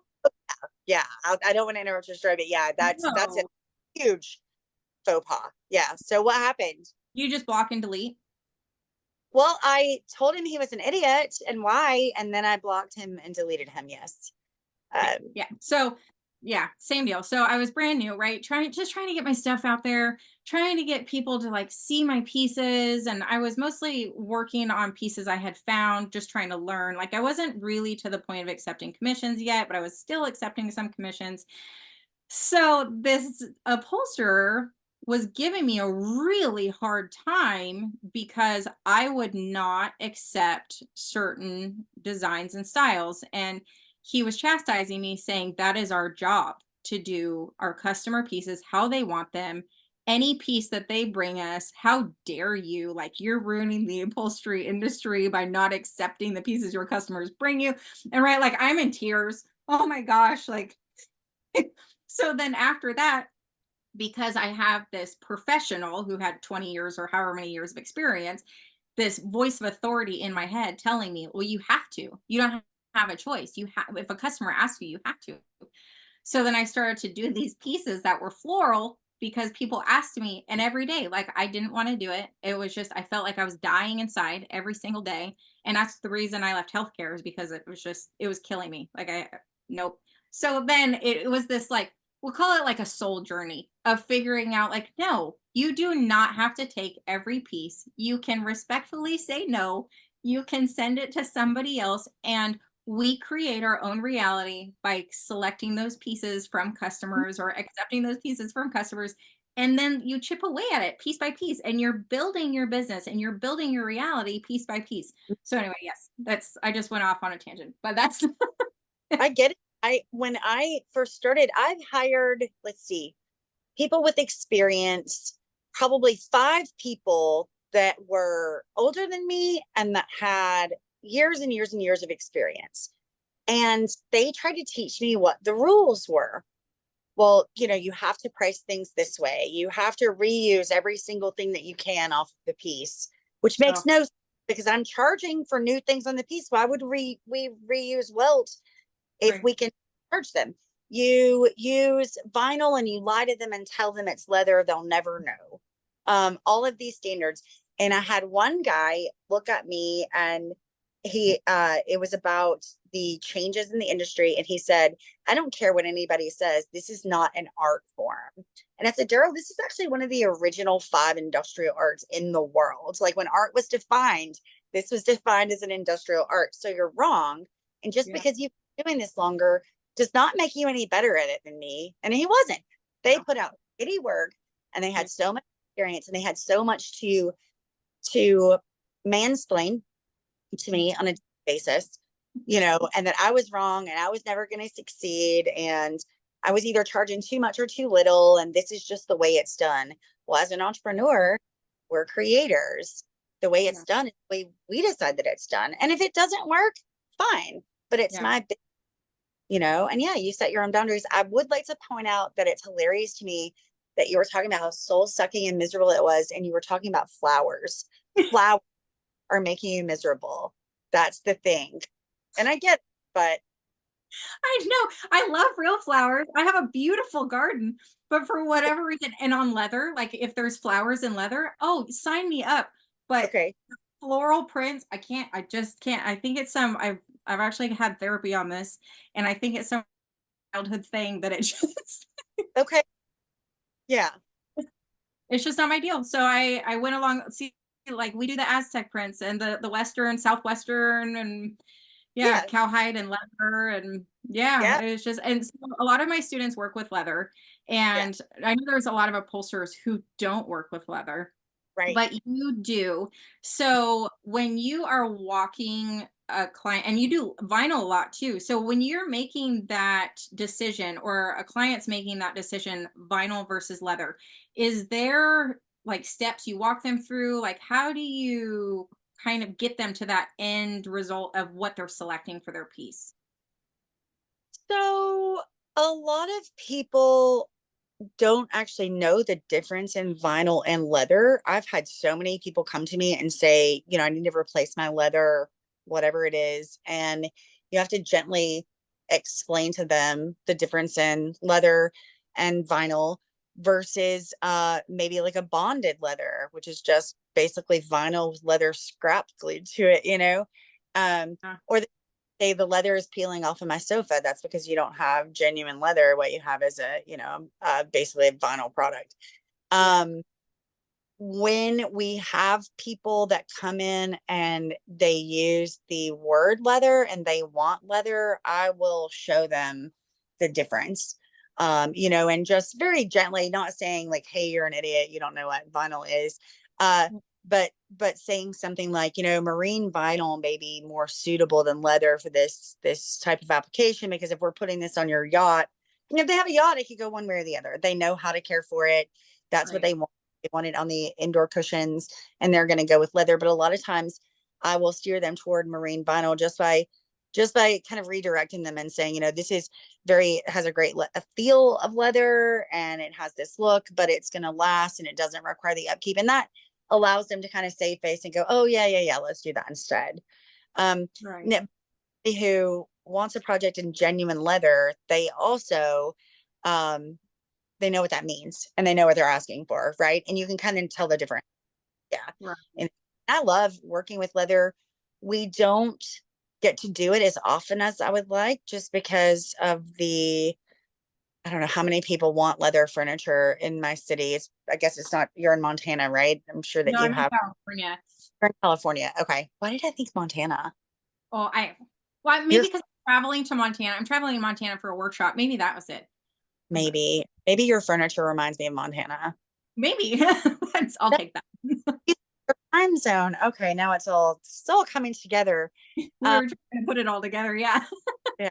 We just don't have a whole lot of demand for it. For a couple of years, I did all the leather work for this reseller, and some pieces just require leather, like replacing an Eames chair. That's not vinyl, it's genuine leather hides. Yes. Um, bonded leather. It's not faux leather. It's not ultra leather. It's like, so when they want it and they know that's what they want, then that's what we move forward with. But it's also cost prohibitive, I think, for just like daily application. We don't get a lot of Well, I and the weight too. the what? Like the waste on hides. You can only get so much per hide, and then people, you have to account for, you have the belly and the spine, and all of that. So it's like, especially, I'm sure if you've sewn leather cushions, like you can't mark it out like you would on the bolt, because you have this hide, and then yeah. It's Right. And so by the time you get into, you've sold 3, 4, 6 hides. Yeah, yeah. kind of. I made some mistakes with that in the past where I didn't understand how a hide worked. And I used some calculator online that told me how much I needed, and it was really wrong. And I think I ended up buying two hides secretly and just not telling the customer. Like I messed up the first time and I had to buy another one. And then we Yeah. didn't have we had to buy another one. I mean, Oh, there were times in the beginning where I spent way more money on a project than I got paid for. And then I would oh, just Airbnbs and make more cushions and just hustle. yeah. Yeah, same. Like some of mine, I think I gave them away for just what I had into it because it was like, okay. And then for me, I just chalked it up as like free education. And I would have to mentally like walk myself through it, instead of being like, oh my gosh, I lost all this money. I was like, it's okay. I'm going to school. I'm not paying for it. There's no tuition. This is my tuition. Yeah, yeah, that's a brilliant way of looking at it, actually. And that's like you were saying, there aren't any schools. This is the only way to learn it, unless you're lucky enough to find somebody who will take you on and teach you as an apprentice. I have gone from hiring people to work for me. When people now call me for jobs, I learned the hard way. I can't really afford to train people and have them, you know, not be passionate about this or good at it and to have to fix their mistakes because I end up making less money. The more people I have working for me, the less money I make, unless they're really, really good at it. So I've Yeah. found the people who are, and I keep them on board. I try to retain that. And as when new people call me and they really want to learn upholstery, I used to get so excited and say, "Yeah, come work for us. Anybody can do this. We'll put you on some." Well, that didn't work out. So now I teach people for $75 an hour in person, so they can come to my shop and learn. And that usually almost always kind of stops that conversation. Like they don't really want to pay to learn it. Right. But I also have this program where if your labor is not within your budget and you are a crafty person and you're interested in learning, I will give you 50% off on your labor if you come in and act as the assistant apprentice on your own project. So I've been Oh, able to, that's cool. yeah. Yeah. So they And can not save. some people get really excited about it. Yeah, as they should. Like if they want to learn, some people they love DIYing, but they just need someone to walk them through it. Yeah. So that's brilliant. Yeah. And then Because they go ahead. Sorry. your project done, it resolves the problem of staffing. Yeah. You know, I can't find enough people to work on all the projects that we have coming in, but I can take your project and you can come in and work on it at your pace in days where it's convenient for both of us. And they might be here for 6 months or so. I teach wood refinishing and stain work too. So Mhm. I have a customer who was here every weekend and some weeknights for, I don't know, a year, maybe. Wow. He became such a fixture that the guy I was dating was like, "Where's Janet today?" Uh, I was so glad when she went home. I really like Janet, but the day she was done, I was like, "Oh, thank God." She's Yeah. back, and every Saturday morning, I'd have to get up early and have coffee. Fuck, Janet's going to be here in just a minute, you know. Yeah. And but yeah. So Funny. Oh my gosh. Well, and that's a great idea though. They get to come learn, they get to work on their pieces, but then at the same time, it's not costing you more. You're not taking on this student that you're taking more time and that's why like I was trying to figure out how to teach people because there were so many people that would ask me, like I want to learn, but they didn't necessarily have the budget and I didn't have the budget to take on an apprentice, because mhm, I'm already slow enough as it is on some pieces just because I can nitpick it to death. So I'm mhm, like, okay, and then if, teaching on top of it and then you're walking them through it. So that's amazing that you figured out a way to do that to make it make sense, but let people learn at the same time. mhm, So, oh, speaking of that, I like my brain just jumped from teaching to you were talking about leather and your pieces and whatnot. mhm. On your pieces, aside from like fabric warranty, do you offer a warranty on your pieces? No, I don't. And I learned that just by reading about other people's mistakes. Yeah. You know, furniture's gone, you have no idea what it's going to go through. Furniture can be destroyed even when it's brand new by pets, children, rambunctious use. If somebody's jumping on a couch, like, um, say for instance, somebody broke a spring through the webbing on their couch, but because their grandkids were jumping on it, I would have to take apart the whole piece of furniture just to replace a spring. And it doesn't equate to like maybe I sold you a product that didn't work that I can just replace. It's not that simple. So even when you, sorry, there's a bee driving me crazy in here. So even when you have a material that's guaranteed, like Krypton materials and, these companies that offer warranties, I pull those off of my books because I've Yeah. heard horror stories about, oh, the customer came back in a year later, the fabric is pilling, the fabric is fading, whatever it is. Yeah. Um, and I don't want to have anything in writing that says that I'm going to replace that for any amount of money. Now, if I I've never had anything come back except for a boat cover that was made wrong, like somebody missed a back stitch and it was kind of falling apart and we fixed it. Yeah. Um, but I don't even know what I'm going to say when customers come back to me after several years and tell me that they're not happy anymore with their fabric or whatever. But I would probably play it by ear, you know. Yeah. I certain things, I mean, I would do as a warranty, but I don't set them up as a policy, if that makes sense, just to protect myself. It's the same for me. Yeah. Like it's on a case by case basis instead of like this blanket across everything, because then I feel like then that blanket has to go into your service agreement and then your insurance and then all these other things. And yeah, Yeah. so it's the same for me. It's a case by case basis. And then like even refinishing, like forget upholstery, you don't know how a piece is going to be treated. You don't Mhm. know if they're going to be taking care of it. Is it sitting by a window? Are they scratching it? Are there small children with little rocks rubbing on it? We don't know these things. Yeah, exactly. It just depends. So oh my gosh, I kept you way over. I am going to cut us off and I will let you go because I could just talk to you all day, Christy. I mean, you're just this force to be reckoned with in the upholstery world. And I feel like you have like we just had a mastermind. That's what I feel like. Or I just had a mastermind with you. Like you just showed up as yourself and brought all of your good information and you brought your expertise in the industry and your master marketing skills. Like it is just this was so fun. I'm glad we could do it. So, For inviting me. It made me a little nervous, to be honest. no, no, no. I should have. I love working every day by myself, so I'm slightly socially awkward these days. But I feel like we should talk more about upholstery. And it was very comfortable talking to you about all these things. And when I'm talking about it, sometimes I realize how much more I know about it than I think I do. So it also gave me a little confidence boost. So thanks for that. You absolutely do. And I mean, you saw me in the very beginning. I was like floundering around and all when I do my when I do my live videos, like I'm sorry, you guys, I'm not sure what's happening today. So but no, this is really fun. And it is, I totally agree. Like it's always kind of awkward coming on. And like for me, I'm the same in the same boat. I live 45 minutes from town off grid. I don't talk to anybody. Like my furniture gets sent into town to pick up. Like it's so Yeah. then like these online conversations or I'll go to a workshop or whatnot. At first it's like, okay, we have to remember how to people today.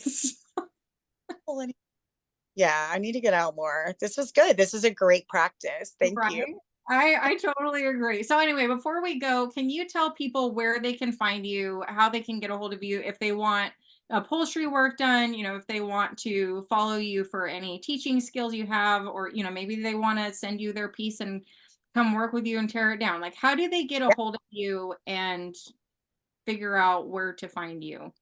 Yeah, so I'm hoping to have some some upholstery classes where maybe we partner with an Airbnb or a hotel and can have like a 2 week upholstery course in Chattanooga, maybe in 2025.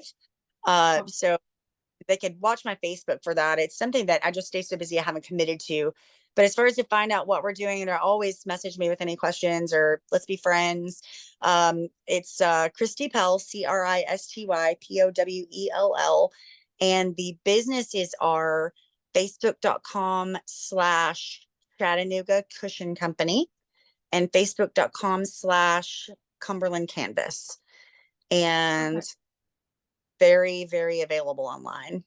So I'm That's either awesome. in the shop or I'm on the internet. So you can find me there. And Perfect. And my phone number is also on my business page and it comes right to my cell phone. So, That's um, awesome. Well, thank you for meeting with me today. I'm so glad we could finally meet up. It was just like this. yeah, We made it happen. The yes, universe was blocking us or something, but we made it this happen. is when it was meant to be. Yeah, Yeah, absolutely. Thank you. it was, yeah, it was a Friday. We're good. Yeah, yeah, yeah. Enjoy your weekend, by Thank- the way. yes, you too. Well, thank you, Chrissy. Thank you for coming on. And then, yeah, we'll talk to you soon.